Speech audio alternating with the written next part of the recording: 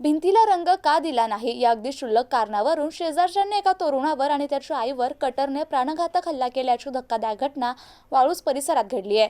या हल्ल्यात 22 वर्षीय तरुण आणि त्याची आई गंभीर जखमी झाले असून त्यांच्यावर शासकीय घाटी रुग्णालयात उपचार सुरू आहेत।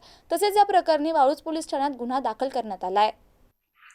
मिळालेल्या माहितीनुसार वाळूज परिसरातील बकवाल नगर येथे राहणारे ऋषिकेश भागवत तराळ यांच्या घरातील रंगकामाचं काम सुरू होते।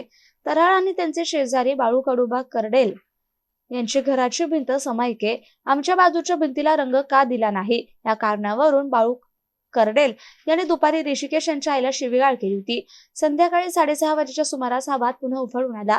यावेळी शुभम करडेल, तुषार करडेल, जयेश करडेल आणि बाळू करडेल यांनी ऋषिकेशला गाठले। तुम्हाला जास्त मस्ती आली आहे का असे म्हणत या चौघांनी ऋषिकेशला लाथाबुक्क्यांनी मारहाण करण्यास सुरुवात केली।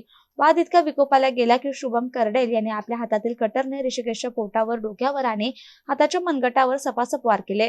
मुलाला वाचवण्यासाठी धावून आलेल्या आई रुक्मिणीबाई तराळ यांच्यावर या आरोपीने कटरने हल्ला केला, ज्यामध्ये त्यांच्या खांद्याला गंभीर इजा झाली।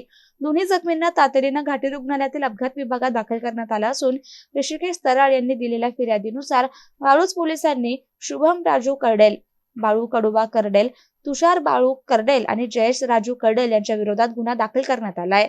अशोक साठे, MCN न्यूज, वाळूज, छत्रपती संभाजीनगर।